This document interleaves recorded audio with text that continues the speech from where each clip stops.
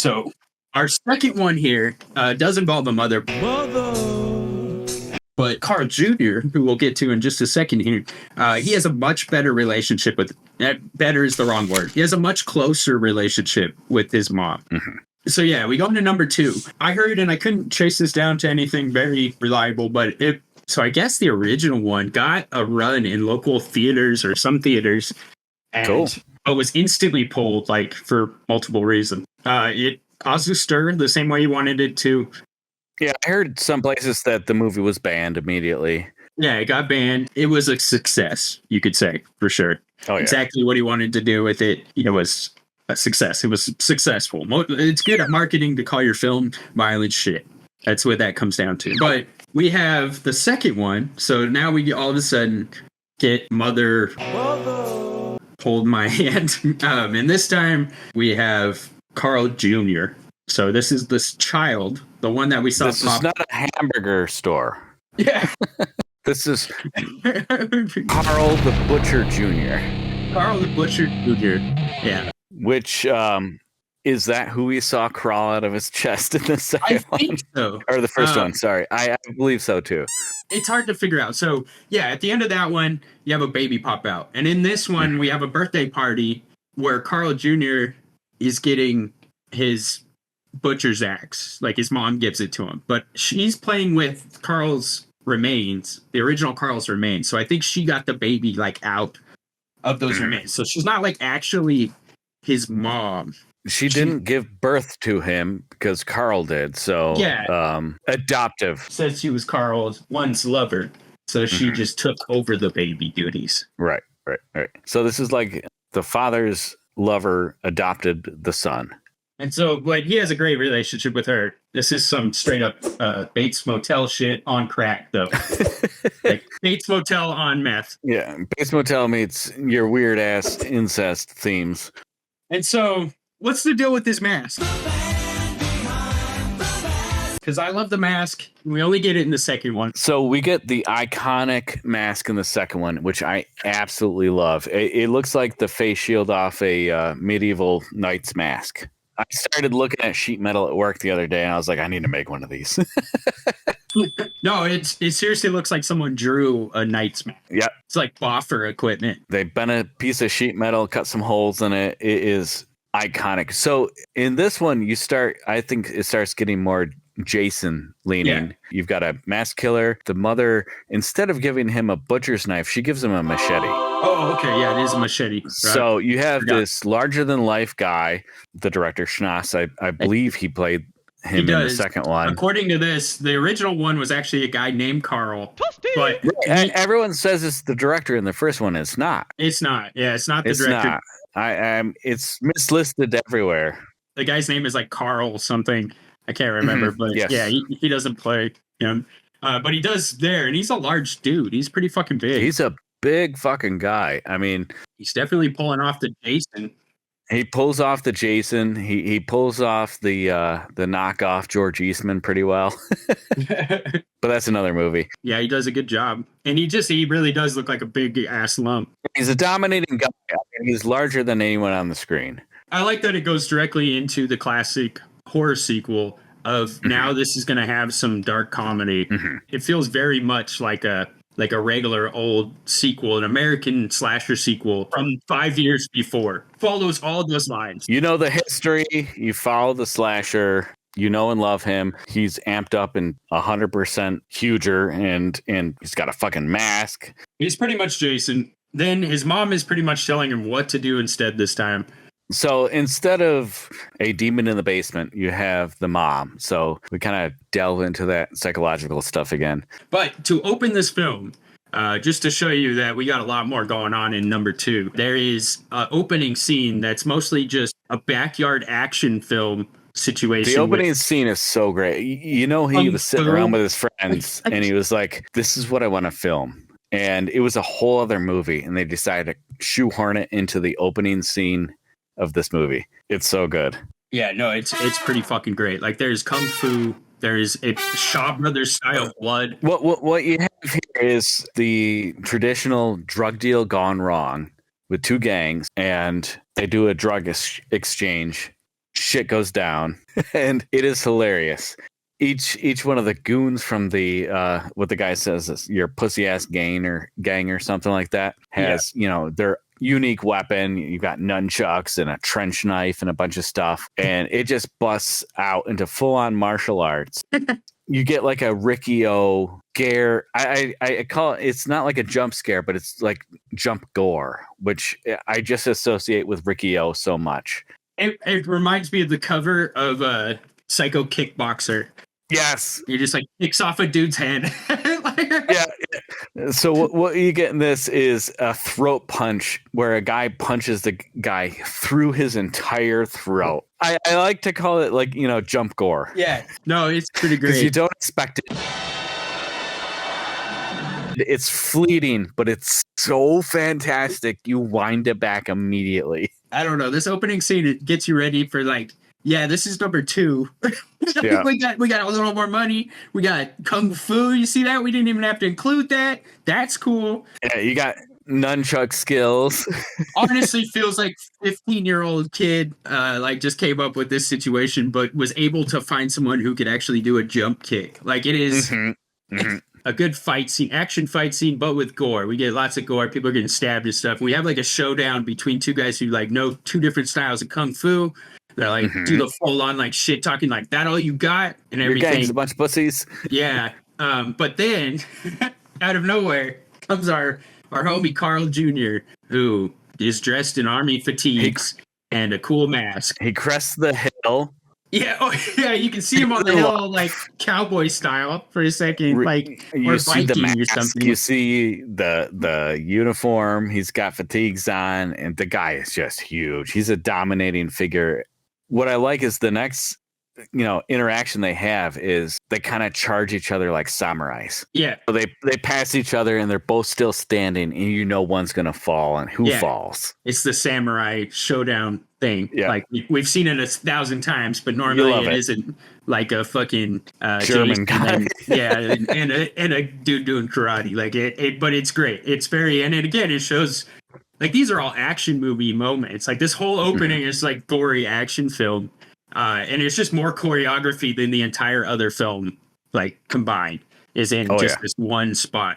But we have the same camera. We got the same shaky camera going on. We got the same ridiculous shaky camera, but it's wide screen for some reason. It's widescreen now. I don't know if he managed it, but we've gone wide. So when these guys face off, it does kind of feel cinematic because they're far apart. It's not maybe that 4.3.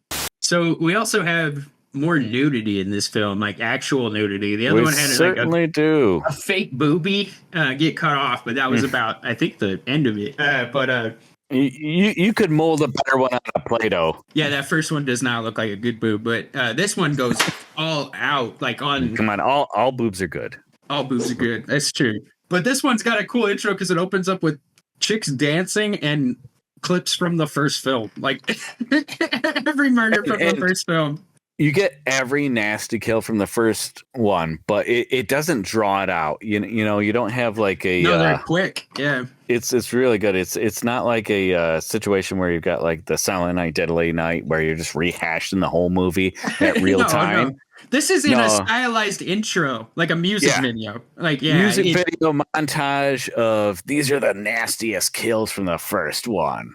All your favorite 80s hits. Buckle up.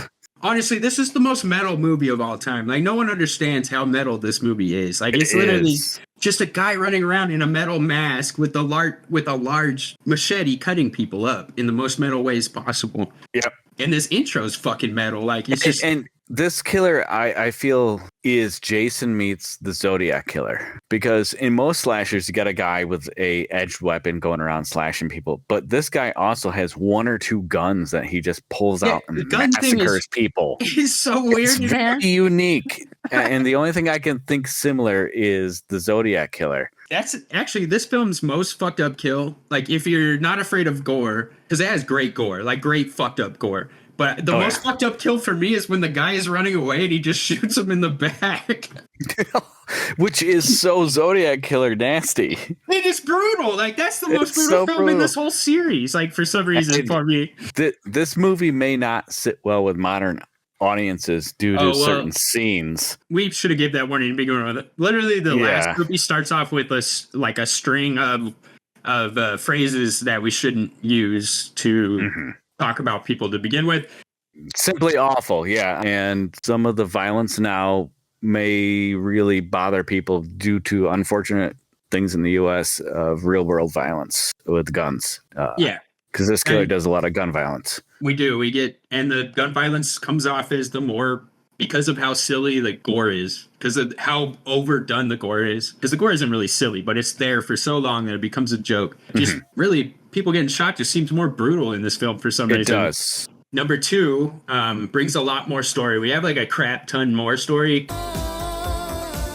Kind of. Not really. He's doing revenge for his father, although I don't really understand what the revenge part is about.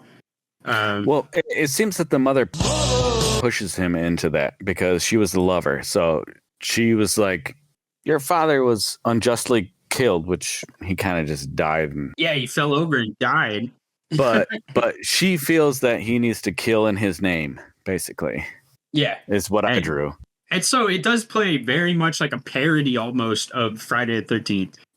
Like, and there's the decapitation and stuff. So oh, yeah. You have a decapitated mother. Yeah, you have Decapitated Mother, which is a good metal band if no one's taken it yet. We get a lot of Karl chopping people up. This one's got much more brutal kills and some added quality to the kills that make them a little worse. Our genitalia destruction in this one is a little more disgusting somehow. Yeah, there was plenty in the first one. Don't get us wrong. Yeah, no, that genitals being fucked up. But he upped his SFX games. Yeah, no, they've gotten much better in this one. I mean, like, that looks like a hook going through someone's nuts. But just like most sequels, this one seems to be played for laughs like 90% of the time. It does. Even when it's being brutal, and it's got some brutal shit for sure. It just seems like it's always playing for laughs, which again plays into this whole thing that this is a sequel, and they are making a classic slasher sequel, yes. And it has all of that. You have... But you have like a torch passing because it's his son, but you do have the building of he's bigger and badder. And it's just one, it's a good sequel way to make that happen. Like, this is his son. It's solid. You don't have to come up with a unrealistic, he's alive. Yeah. It reformed from the tumors, went back. But this one also comes with gags that are pretty juvenile. Be ready for some gross laughs, or you may not laugh. You've got some very juvenile humor going on. It's like he kind of regressed a bit with the humor. Yeah, it does seem like somehow he got younger as far as the humor goes. But again, these are things you should be able to kind of find enjoyment in if you are watching a movie called Violent Shit. You know what I mean? Like, it's like, this is shit. Is it violent shit? Because that's what you signed up for. Were you not watching the Criterion release? Yeah.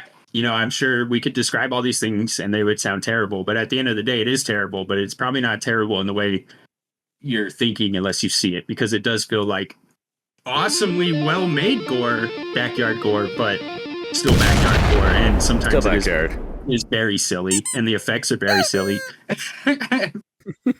But yeah, so it's hard to forget. I guess for people like me, where I watch a lot of these things, I shouldn't really talk about that about any films because I'm probably desensitized in some way. But with violent shit, you're like, that's really good. That's better than I could make. That looks really real. But at the same time, you can't slide a knife through a pubic bone.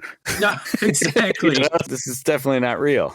Next one, they amp it up. The gore looks better. It looks awesome. But there's, for some reason, he carries a gun. So he's like Winter Soldier being Captain America for you comic fans there. Just pulls out a gun for no reason. You know what he's like? He's like fucking God damn it. What? Fuck, my nerds. Where we at? What's the other Sonic? The Sonic, the cool Sonic. Sonic. The cool Sonic. Gun. What is Sonic with the gun's name?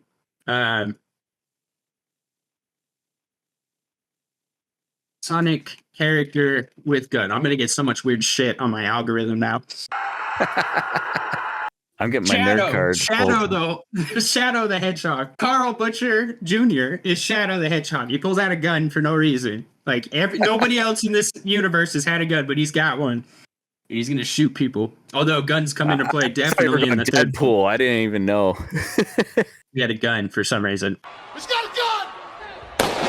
Some pretty cool kills in this one. First fight scene is just worth the admission alone. Oh, it is. And it doesn't fit at all. It doesn't really have anything to do with anything. You would think like someone would be coming back from that or they would be hunting him because he killed the drug people or something. But no, it's just extra thing. That chapter is closed. And then it does such a strange tone shift. It kind of becomes like a German report movie. Yeah. You have a journalist on the street just, posing questions to people like the typical German report movies. And we get it plays out like a cop film. Yeah. Situation going on. And this is where we get more story. We follow an actual person. We follow for more than just 10 minutes of the movie, kind of reporting on not only these new killings, but also saying that pretty much the killings from the first movie now are legendary. Like they are like in the public consciousness. So when they see these new killings, they think that this is a copycat killer. Yeah, they're kind of like relating it to the real life serial killer Fritz Honka, which they're not one-to-one the same, but they're trying to relate it to a real life person. And we don't really know how his dad died. In the movie, we know he got beat as a kid or he got abused as a kid. That's why he does what he does. We don't know why he has growths on his face. He doesn't have them when he's a child. Is it something the demon is doing? Is it is it a mutation? Is it have something to do with demonic presence? We don't know. And we never find out because in this movie, they act like the world killed him. Yeah. They make him the victim. Yeah. It's me against the world. And that's why I love the sequelness of this film and the Jasonification of the whole thing, where you're like, I came here to see Karl chop some people up. Exactly. I came here to see Karl ruin some genitalia. And he does. But yeah, that kill is pretty brutal, and that's probably the one that's going to have most people turning off this film because of the gag right before it. I love the campers. Whatever those people are doing with the camping, because the kills there are pretty great. They are. The machete to the head, like that effect is great. Like it is a great effect. Like it looks silly the way it's cut and stuff, but like the gore and the knife itself looks really good. Like it's just that whole scene is great. Yeah, it gives you zombie movie feels. Yeah, and then towards the end of that scene again, this is another movie where we spend a lot of time on the blood and guts. It doesn't seem to spend as much time just like opening up chests and stuff. Mm-hmm. It still does that, especially on like the vagina scene. Yeah, definitely. We spend a lot of time on that scene. Perhaps too much. Well, that's every murder. We have to get across it. Every murder in this film, you are going to hang out until you are like, okay. Wrap it up. As soon as someone starts getting ripped apart, grab a drink because we're going to be there for a second. We're going to have to watch them cut the person completely apart. We're going to have to watch every, in old movies where they went to the car and you watch them walk through every room. Well, you're gonna have to watch Karl cut through every tendon. It's just how it's gonna have to go. Some of these scenes in this one have some amazing gore. Like, oh yeah. We also get a lot of head chopping because he needs to juice the top of heads for his mom so that she can drink blood. Into a bowl. Into a bowl. I don't know why this happened is easiest done by chopping a skull in half. But it seems like that's the easiest way to juice a human, according to this movie. Yeah, because his mom drinks blood. I forgot about that. His mom needs blood for some reason. As you would expect. No UB40 appearance, unfortunately. No. It was tough to pick out the sound. I mean, the sound quality is improved with this one. The first one is pretty echoey. But yeah, I didn't pick up any cool radio.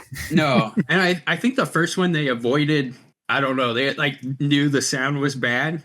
A lot of it doesn't even have sound. Kind of like it's just kind of happening. A lot of soundtrack, and the soundtrack on both is pretty good. Yeah. Oh man, I love the soundtrack on the second one. It has some kind of butt metal band. It's so good. That one scene before this one where they're kind of like in a construction zone and the guy's running away and he just shoots him in the back. Oh, yeah. Or he shoots him in the leg first and then walks up and it shows him just above him about to shoot him. Like, for some reason, that's the best directing in the entire film. That's such a weird scene because here you got a bunch of people working hard at a construction site and he just goes in and massacres them. There's no real typical slasher reason why. We don't really get that from Karl the Butcher. Nah. Him or his son. We don't really get like a good, oh, well, the slasher did that. Like, these people suck because of this. Like, no, they don't do that here. We don't get that. We don't really understand why these people suck. We don't know if they suck. They probably don't suck. It seems they don't. You got a bunch of hardworking people and they're getting killed for no reason. For some reason, Karl the Butcher's got a problem with the proletariat. I don't know what that's all about, because he was killing, like dudes who didn't want to do their job. Honestly, like, usually I can't relate to victims in movies, but it's just a bunch of guys who don't want to be here anyway. Yeah, they don't want to cut down the trees in the middle of the woods. They don't want to work on their, I don't know, rock grinding machine, whatever it is. Like, I just know this is, like, I've seen construction places like this before where they, like, dig dirt, and I still don't know what they do, but I've seen this, and I know it's, like, a place where you get dirt. Yeah. That's what's weird about this movie is the first half, he's, like, chopping people up with his mom, and then we just go on a shooting spree after that. And he goes to a rock quarry and, like, wastes some people. Yeah, and he does a lot of more setup because of his mom. Like, he, like, drags them out in front of his mom and, like does all this like setup with them. And okay, so the weird thing also, they're just outside the whole time. Wouldn't you keep your zombie mom in a house somewhere? She likes the woods. Yeah, well, like, she does have an umbrella. It just feels weird that that's where you told your son to bring the victims to chop them up. I feel like you're asking for trouble there. Oh, you don't chop where you eat. You got a place in the woods. I guess I'm just, I'm kind of having the Camp Blood problem here, like the Camp Blood movies, where I'm like, I don't feel like we're in the woods. I feel like we're in a park. It's probably, Park Glockenspiel. The mom relationship is a little weird. I don't even want to go into one of those parts there. No. The mom stuff. You have to find that out. That's a surprise for if you want to watch the movie.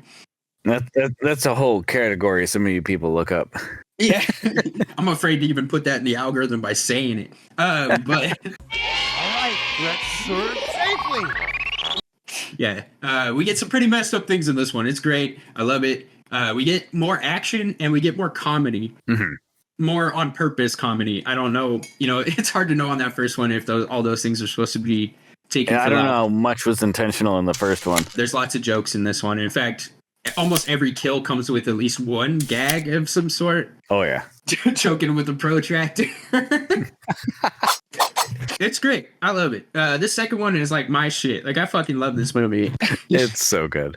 It's a guy in a mask running around chopping people up to butt rock. Which is what you get in the end credits. So the end credits are this like rainbow colored words doing the worm to butt rock. So what it looks like is like in the 90s, like when you would pass like a billboard that like a business had, show like sale, like or whatever, and it would say like the temperature. I was gonna say it's like bowling alley animation. That is what it is. It does look like 90s bowling alley animation. Yeah, and it's still like the best song. I used to know the name of this band. I can't remember. And then we get the assurance that no persons were harmed in the making of this movie. Yes, very good. Incredibly offensive, but not 4chan board offensive. It's a good old fashioned edgy early 90s, late 80s, but early 90s vibes. It's a good dumb movie, and the rest of them are pretty fun too, although these two are pretty much what I would call the quintessential like Karl the Butcher. Karl actually appears in several films outside of just the violent shit film. He has a universe where he kind of does cameos. yeah, there's a whole universe. Yeah, I think we'll just have to wait for the Avengers style to like come together, like Endgame, where we just see all these like shot on video bad guys duke it out. That'd be awesome. That's what I'm here for. Also, there's two other movies that he's in and then that he stars in, and then there is a remake of sorts.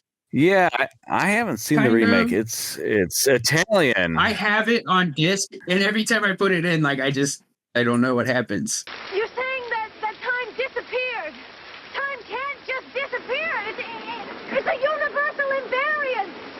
It's not the same at all. He had no involvement, from what I understand.